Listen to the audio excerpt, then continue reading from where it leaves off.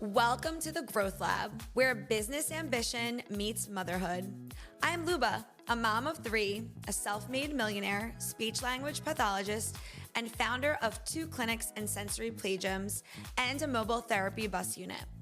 Join me each week as we dive into what it takes to grow successful business, balance family, and create real impact.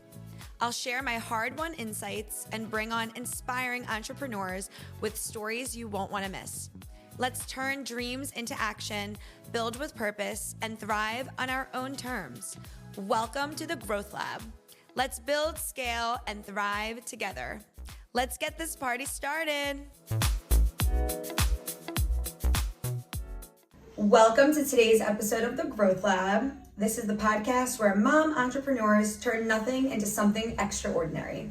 I'm your host, Luba Kaplan, and today I'm honored to introduce my amazing mentor and friend, Joanna Chanis.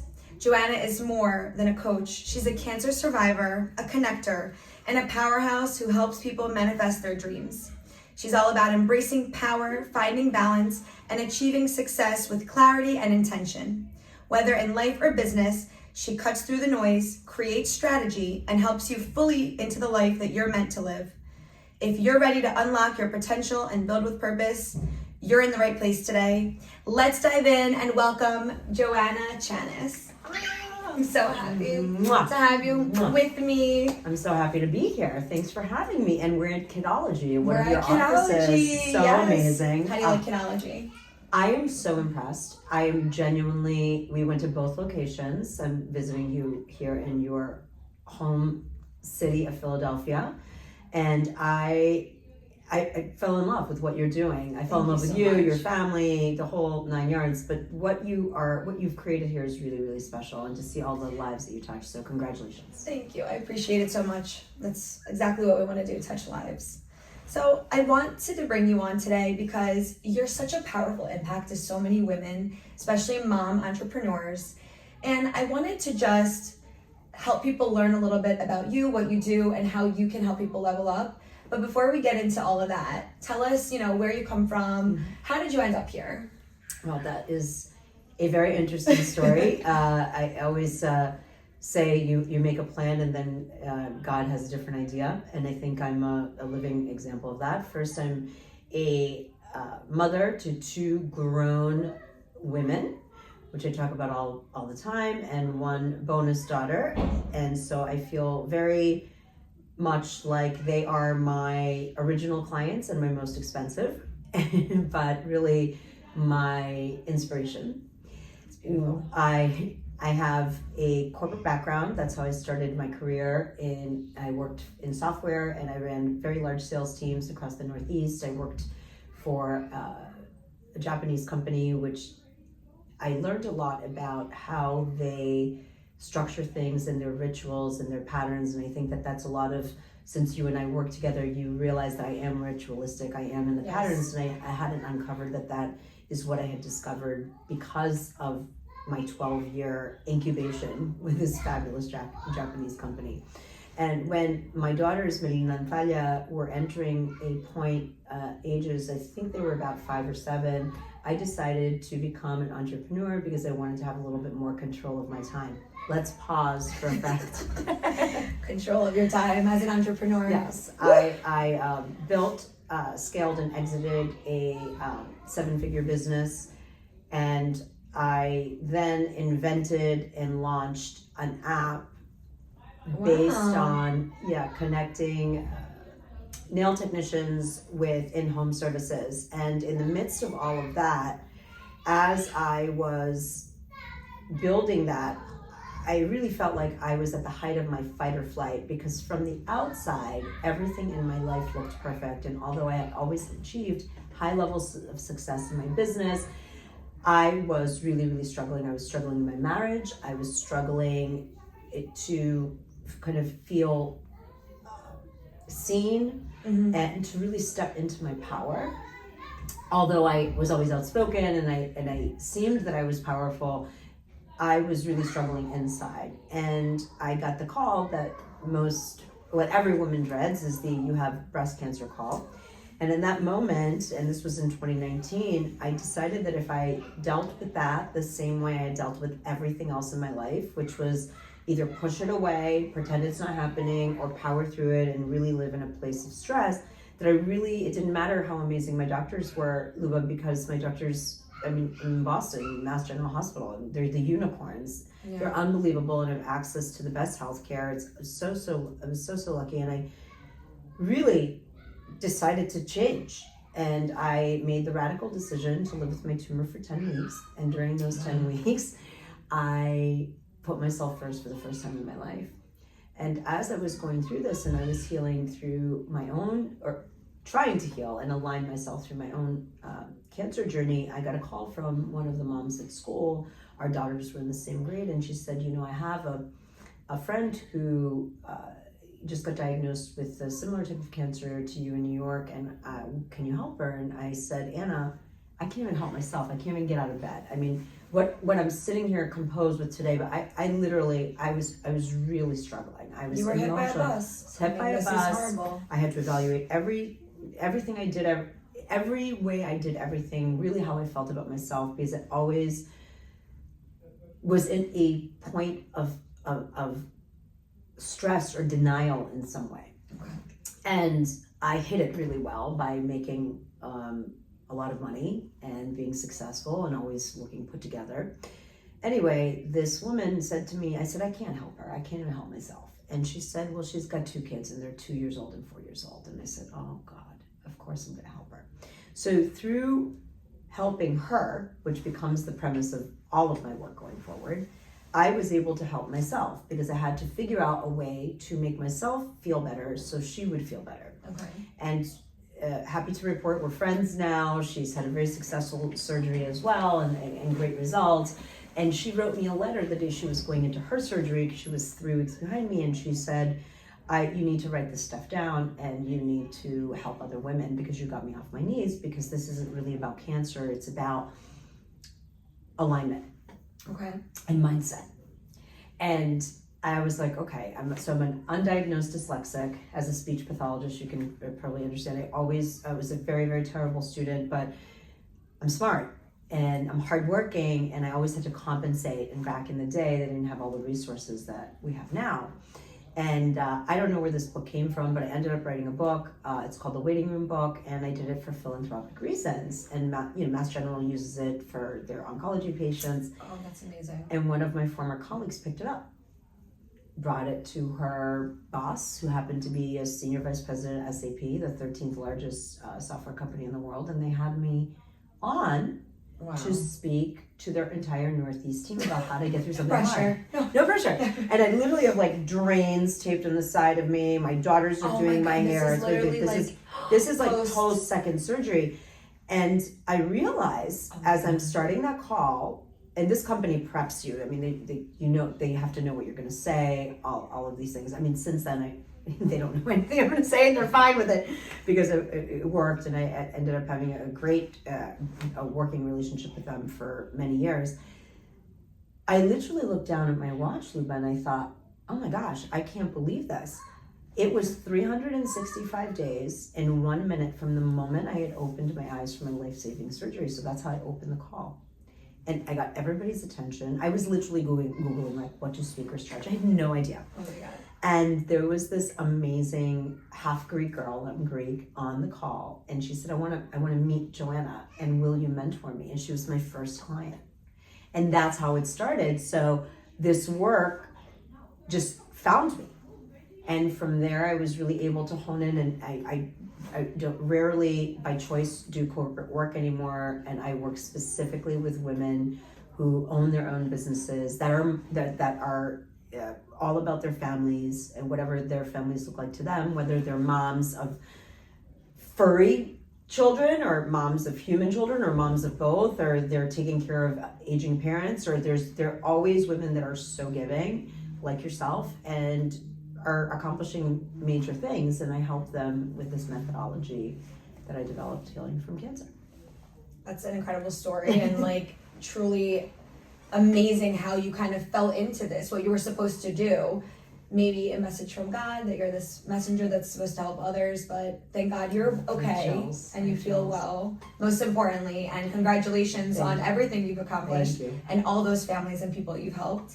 Thank you. So tell us a little bit about, perhaps if you're somebody interested in these services and being your client, how does it work in terms of how you choose who you choose, and then what do the first steps look like with the person? That's a really interesting question, because you do work with me and you know it's completely out of the box, right?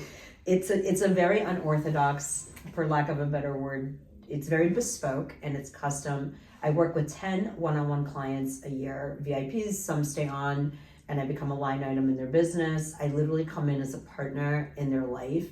I look at every aspect of the life. How I choose? Well, I always feel like there has to be a synergistic alignment. And I always encourage all of the people that I work with, and I'm 52 years old, at this point, and I really... She's amazing. 52, look at her. She's like a teenager. Well, that's because I have a high level of immaturity sometimes. It's very fun.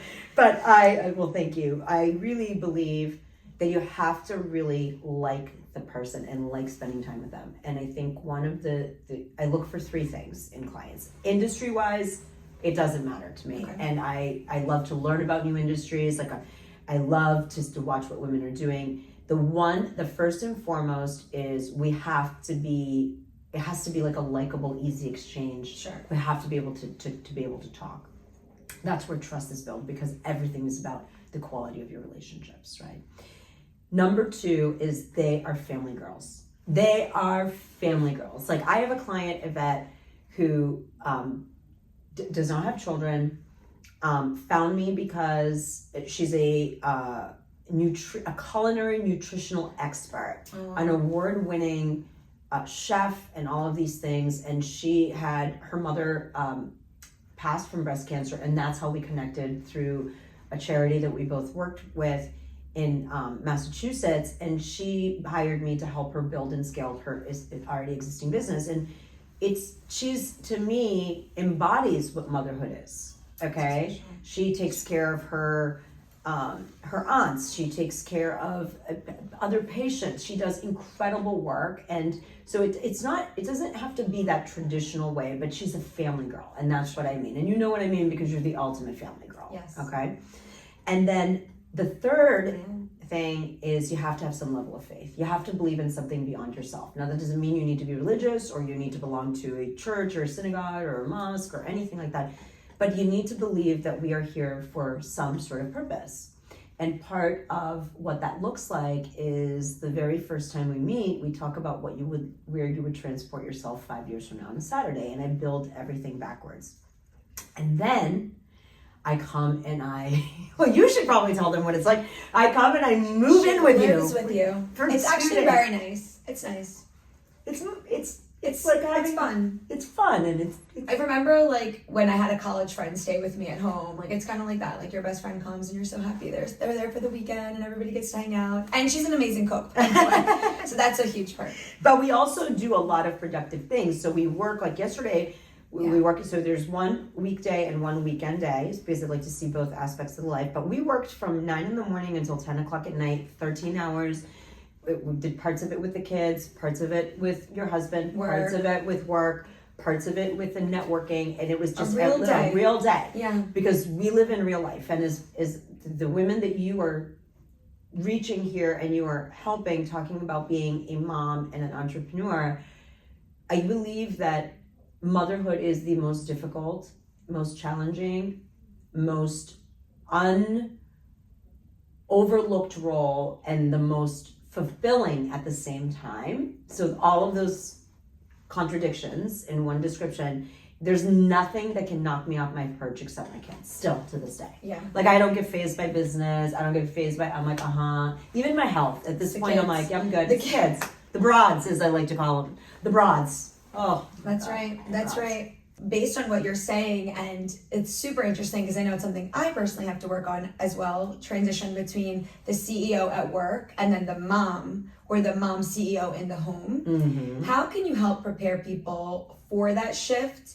And even I'm learning and oftentimes struggle with this because I feel like my strength and my organization and procedures in my office and my work life are not always as organized and together as my home life.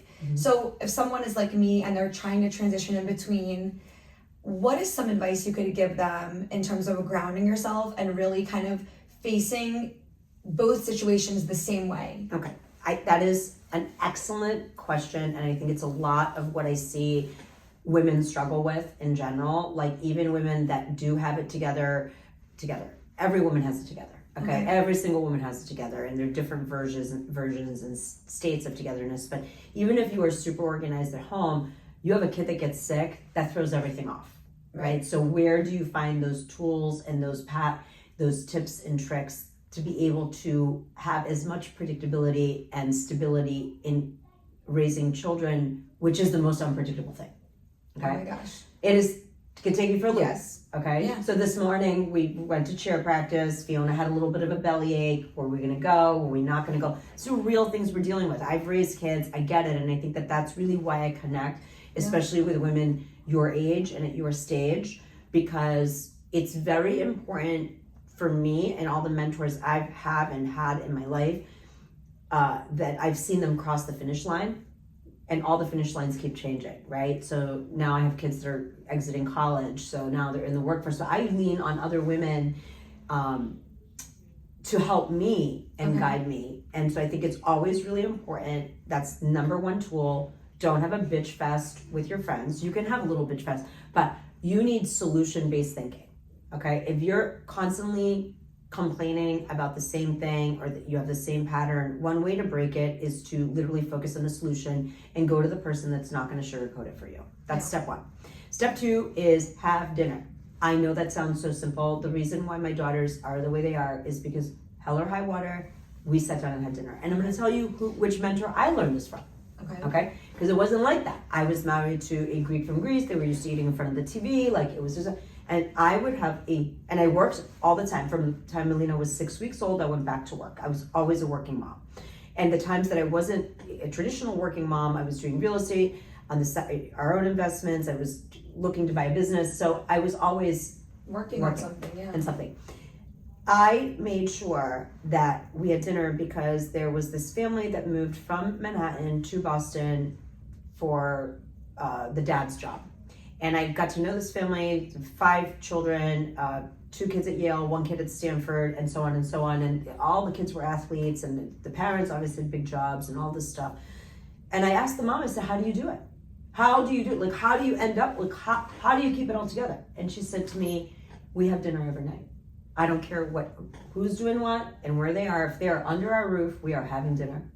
So I was like, well, if she can do it, and she's got 5 kids and all of these things, well, I can definitely do it. 5 kids. So dinner is another tool, and it doesn't matter what you cook. It matters that you sit down and you, even for 10 minutes, have that consistency. And what that does in your family is it gives your children a safe transition to end the day for you to decompress from work. So dinner time should be a sacred time. And if you look at cultures like ours, it's always about coming together and breaking bread, okay? Yeah. It's always around food. It's always around food. Why? Because the old people, like, they knew what they were doing. Our ancestors, they knew what they were doing. Maybe they didn't have a lot, or maybe they had a ton, but it was always about coming together and having a meal, and there was no distraction. Right. And so I think it's really important for us as human beings, raising other human beings, to show them that hey, you need to feed yourself. That's non-negotiable. So why not do it and have a connective experience for 10 minutes? You have to find the time and between 10 activities. Minutes. Just 10 if minutes. You don't have 10 minutes. minutes. 10 minutes is we sat down enough. and had dinner with your family last night. The kids can And get honestly, that was the first time I had sat down to have dinner like that. We have it when our family comes over for bigger occasions or a birthday party, but just to sit down on a regular night and have dinner, I was beaming inside, honestly. And thank you so much for that, because we don't always get to do that, and then we're kind of just like so out of practice with it because of our busy lives. 3 different kids of different ages, genders, different schedules. Everybody. But like we all were there, and we all 10 minutes. 10 minutes. I'm not looking for some big thing here, and I will tell you, do it Sunday through Thursday. Yeah. You don't need to do it every single day, but there is that stability in a world that gets so overwhelming. And for me, I still do it, and there's only 2 of us at home plus the dog Douglas now, right, for most of the time. But I look forward to that. Yeah. I look forward to sitting down. I work sometimes 13 hours a day like you. I work a lot. I love to work. I'm an empty nester now. I can work. I travel all the time. And I look forward to that. It's a reward. Didn't it feel like a reward? It was lesson? amazing. And what's interesting is we save all the good things for the company. And I am the opposite of that. If you're going to come over to my house, you're going to have like a nice experience, but I don't save my nice clothes, my nice jewelry, my nice china. I use it every day because like every day is where you live. Like it's an analogy. I used to talk about buying a black tie dress versus investing in a pair of jeans. If you have just one budget, buy the jeans. You're going to wear them more. Spend the $200, $300 on the jeans and get a less expensive dress and zhuzh it up. So for me, it's all about being authentic and being present in my actual family. My everyday. I do the little things every day. That's why I can do the big things. There was a quote one time about, or like a little story, a little girl really wanted to wear her fancy dress to school. And every day her mom or grandmother would be like, no, that's not for the occasion. Save it, save it, save it. And then they had a tragedy in the family. And then the girl was like, no, I'm going to wear. She was like 5 or 6 years old. She was like, I want to wear it. I'm going to wear it. And every day she would dress up to go to daycare. And they let her. And we have to follow that because she was onto something. Like, what are you waiting for? Why are we always waiting for something? And that's a part about being present, being aligned, right? And it's the mindset. I think every day when you have been faced with a life or death experience is a celebration. Tomorrow's not promised. Right. An hour is not promised. The next minute's not promised. So being your best, and that doesn't mean being perfect. That doesn't mean being, I'm not a competitive person at all, if you can gauge. Yeah. I've zero. You're just for you. And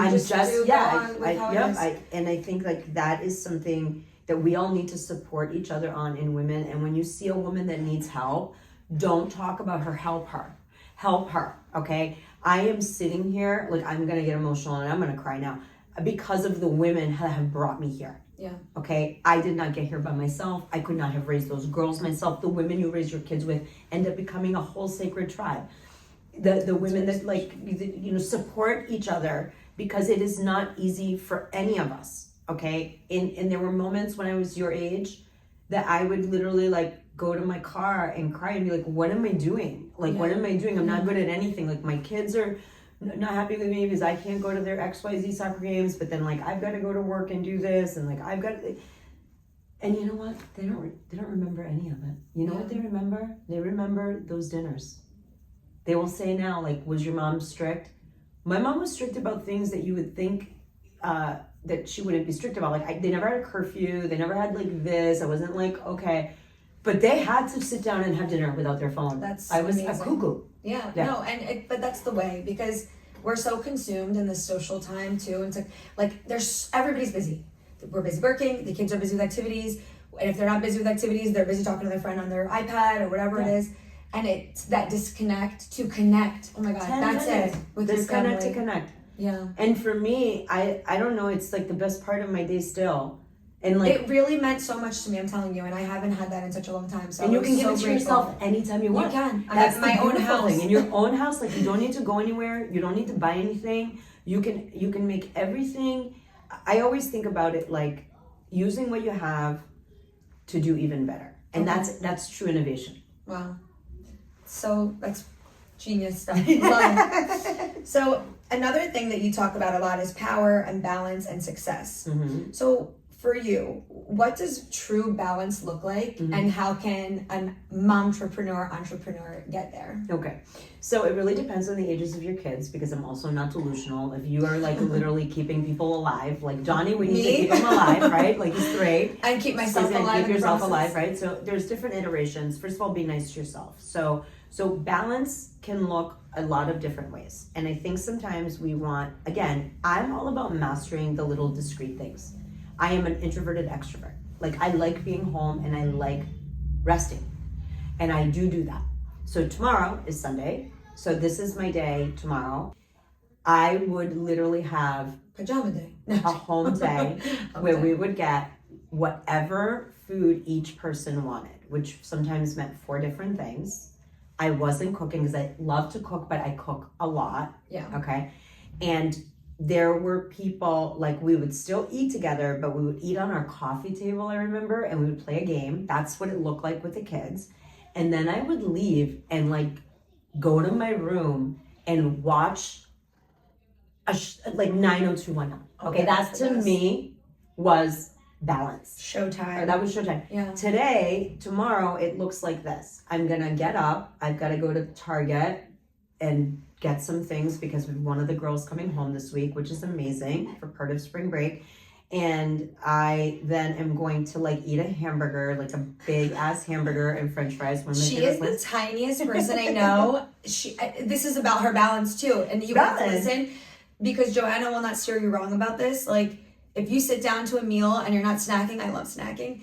You're just naturally, you're not gonna hold on to that weight, and she eats whatever she wants. I've been with her for 48 hours. But I don't gore. I don't like overindulge. You didn't ask me for chips. You didn't ask me for like chocolate. It's not that I don't like that stuff, and it's not like I'm not gonna have a moment. But my day to day, I feel like if you keep everything in balance, you never have to give anything up. Wow. And so then I will go home after that, and I will watch something, or I will listen to something. I put my phone away, and for me, that is how I can serve the next week. Now, very similar habits, but very different times in my life. There's like, I'm gonna cuddle with the dog. Like Jimmy and I are gonna sit and watch them. We'll take a walk. How old were the kids at that point when you were remembering that? Like your kids' age. Okay. It's like, so like because they were, it was so fun. I mean, when they're 3, you can't do anything. I mean, you're just like literally keeping them alive. But when they're Fiona and Dylan's age, like Dylan and Fiona are about to be 9. Dylan's about to be 9, and Fiona's 7. Right. So we would say, okay, so one of you wants a McDonald's, one of you wants pizza, one of you, like, I would always opt for Thai food because that is my fave. And what do you get? Oh my God, I get drunken noodles, extra spicy with beef. Oh my God. And then I get pad thai with extra peanuts. I get two. It's not like, sometimes it's more stressful for a woman to go get her nails done or go to a spa, I just like being home. And I see, like, I support all types of CEOs, like yourself. I support CEOs that have north of $1 billion exit, that have kids, and like, they're unplugged. Common denominator is everybody's like, I want to be home. So you refuel by resting and giving back to you before you can give to the others. 100%. Fill your own cup. Yes, fill my own cup. And I also keep my houses very clean. Okay, and I don't have clutter. Is this like feng shui that you've learned, or it's like Greek shui or whatever.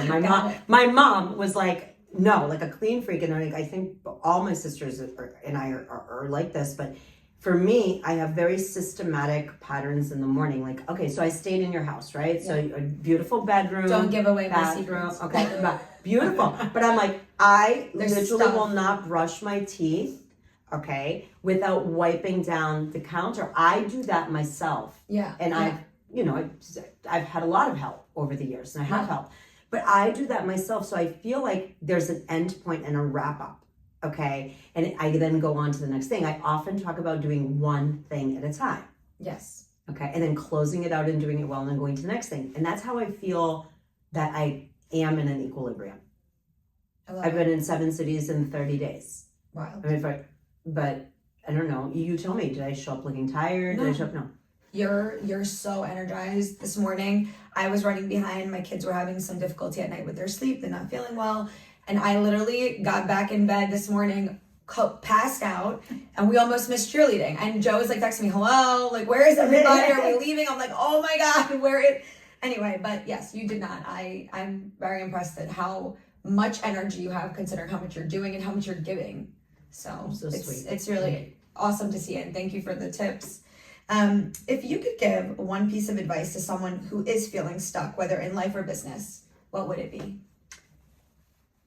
Be a guardian of your time. And let's talk about time in a different way. Okay. Time, we have clock time. I mean time, what you're thinking about in your head, people that are calling you, that you're giving your time to. Time and energy to me are very intertwined. So what you are giving your time to will show up again and again. And if I could go back and tell my younger self anything, is be very protective of your time, which is also your energy. So, example, your kid's having a tantrum. Just don't get on the roller coaster. They're on a roller coaster. They're developed, their brain is out. Like, don't go there. I would be so emotionally vested in their happiness when they were little. And then finally I'm like, okay, this Sounds is familiar. This is their iteration of their process. So I was giving a lot of time to something that was taking a lot, but like I wasn't getting the result. So focus on what's working and go to the next best feeling thought. Would you ignore it? Well, it depends on the situation. But with Thalia, who's now pre-med at BC, yes, she did have tantrums. She's gonna die if she hears this. But she did. Yes, she was my tantrum kid. She was my June 7th, June 8th. She was my tantrum kid, and she would have tantrums. And I was like, wow, this just really is really hard to ignore because this is like killing me. But at the same time, those moments don't last forever, and how you react in those moments will teach them how to act as older kids. Right. And it also saves your sanity. I wish that I didn't worry about 50% of the shit that I worried about. I just like kept in my zone. Like I was loving, like I love my kids, you know, like I love my kids. Course. But I am not my kids. I am my own person. They came through me. You have to live for me, and that's what I've shown them. And I think that that's why they did grow up in extreme privilege and are really driven. Okay. So how do you want to be remembered for the work that you're doing? I want to leave this earth having given away more money than anybody else. Oh, okay. Is there a particular cause that you are donating to or something near and dear to you? Everything that relates back to women and children and in regards to their health and access. I believe that money in the hands of women does good work. Yes. And I'm a huge advocate, as you know. I read a beautiful quote today. It was said, name one thing that women have done or made. And it was Sarah Blakely, I think, was one of the... She's amazing. Amazing. It said 8 billion people. That's what women have done. Okay, so that's what we think. So everybody comes from a woman. So it's like, okay. Civilization. Oh, wow. So my heart is in philanthropy, and I really am, I do believe that I'm in this season of my life where I feel like the ultimate wealth for me is to be able to help without hesitation. That's so beautiful. That's really beautiful. Yeah. So where can people find you? Shout out your socials, and if someone's interested in working with you. Just my name at joannachanis.com. When you get on there, sign up for the email. My team will reach out. That if you want to schedule a consult with me, they do their thing. If you follow me on social at joannachanis.com, I put out a lot of tips and tricks. I take you along in my life. I story myself every single day. So she's really good at her stories, so follow. It's really entertaining. With these social media. But I just feel that you get to this age and it's really important to help other women where you were come up in an easier way. I wish that I had known what I know now then. Everybody gets potty trained. Everybody, it doesn't matter if they miss a birthday party. Buy the brownies, take the help, let somebody else drive your kids somewhere, show up when you can, and be nice to yourself, because women, there's a lot of work that we really need to do. And I think sometimes we get wrapped up in society's Nobody wants to ask for help. We're not trained to ask for help. Mm-hmm. And I think you're always taught to, just try to figure it out on your own, solve the solution. But then you come to a place where in order to really grow as a person, as a business, as a mother, anything, ask for help. I ask for help. I have a lot of people to help me. Yeah, so difficult for some people and sometimes. So it was very difficult for me, but ask for help. So such important lessons. Yes, thank you so much. Oh my goodness, for being with me and being with me and my family this weekend, and just being an awesome coach and friend. I love you. I love you too. Thank you so much. Bye, sweetheart. Mwah.